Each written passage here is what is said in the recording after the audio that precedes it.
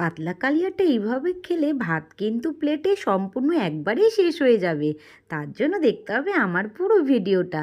তো চলো সামান্য উপকরণে কিভাবে ভিডিওটা করি।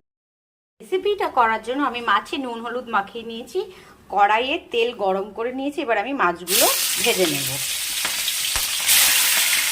মাছ আমি ভেজে তুলে নিয়েছি। এবার ওই গরম কড়াইয়ের মধ্যে সাদা জিরে ফোড়ন দিয়ে আমি পেঁয়াজ দিয়ে দেবো। কুচি রেখেছি পেঁয়াজ দুটোর মতন দিয়ে দেবো। আমার ভাজা হয়ে গেছে। এবার আমি দেখো আমি একটা পেস্ট নিয়ে নিয়েছি, জিরের গুঁড়ো, ধনের গুঁড়ো, আদা বাটা, লঙ্কার গুঁড়ো, নুন হলুদ। আমি এবার এই ভাজা পেঁয়াজের মধ্যে দিয়ে দেবো, দিয়ে মশলাটা ভালো করে কষিয়ে নেব। মশলাটা আমার কষানো হয়ে গেছে। এবার আমি মাছগুলো দিয়ে দেব, দিয়ে দু চারবার নাড়াচাড়া করে আমি জল দিয়ে একটু ফুটিয়ে নেব 5 মিনিটের মতন। তাহলেই হয়ে গেল আমার কাতলা কালিয়া।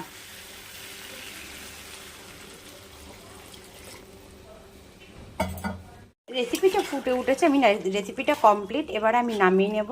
নামানোর আগে শুধু আমি 1 চামচের মতন একটু ঘি দিয়ে দেবো, দিয়ে এবার আমি রেসিপিটা নামিয়ে নেব।